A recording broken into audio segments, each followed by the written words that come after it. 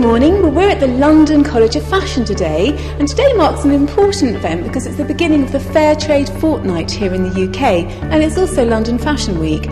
So we've come here to meet Jo Wood and Safia Minney and Jo Henry from War on Want to look at a really wonderful initiative from PeopleTree, which is the PeopleTree Foundation.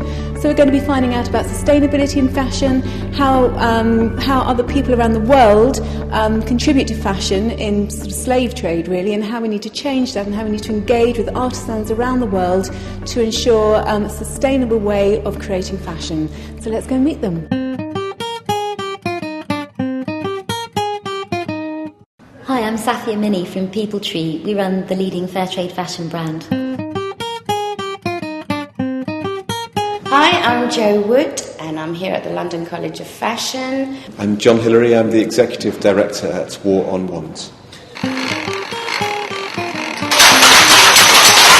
We launched the PeopleTree Foundation today here at the London College of Fashion because we know that having built up 15 years of experience working with grassroots groups in developing countries, that we have the expertise to be able to develop and really extend that opportunity to many more groups. But in order to do that, we really have to bring in resources.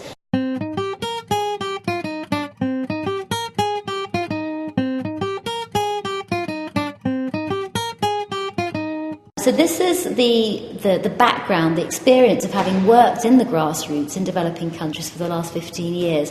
We want to be able to extend that opportunity to more people, and we hope to do that through the PeopleTree Foundation. The importance of ethical fair trade fashion and organic fashion, well, it's very important for all of us to be aware of where our clothes come from.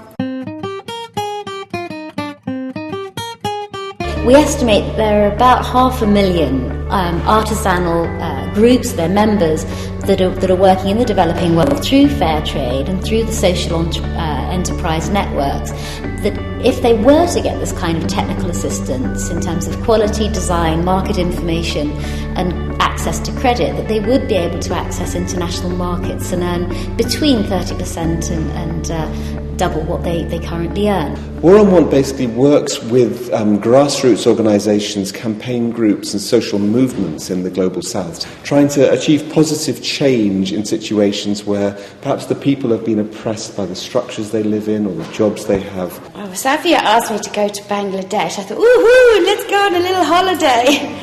And it was a real eye-opener. I went to the slums and realised that these people are making these clothes for nothing and having to live in the way they're living. And then we all walk around in these little T-shirts that, for years we've not even cared. It's all about really us all getting back to our roots and knowing about where everything comes from. And I think that's really important in this. We all knew from the early 90s that there were issues around sportswear, for example, being made in sweatshops, but we didn't know that there was actually an alternative to this. So at the same time as cleaning up the supply chain, what we're looking at is best practice and how to support those brands and extend those opportunities to more people. We work with 3,000 artisans and farmers, and we're the leaders in this particular sphere in terms of textiles. I think what we've really benefited from the collaboration with PeopleTree is because they have the experience of an alternative model where you have fair trade, ethical treatment of workers, people getting a living wage and not being forced to work for poverty pay. So that's absolutely crucial, because that then provides a challenge to the main high street retailers here, saying to them, look, you could do it differently, you could do it better, why then don't you do so? So, for example, we work with Swallows in Bangladesh. They're in northern Bangladesh. It's a group of 200 women. We've worked with them now over the last 10 years to help them in learning patterning skills, natural dye workshops. We've even started an organic cotton project, so we're bringing organic cotton to put on the hand looms. I went to the village where Swallows is, and PeopleTree Foundation are involved in, met the women, saw how they made their fair trade clothing, and for me to see it all being made was just a real joy actually, and these women were just fabulous, and the way it's all run, and they have their children and their families.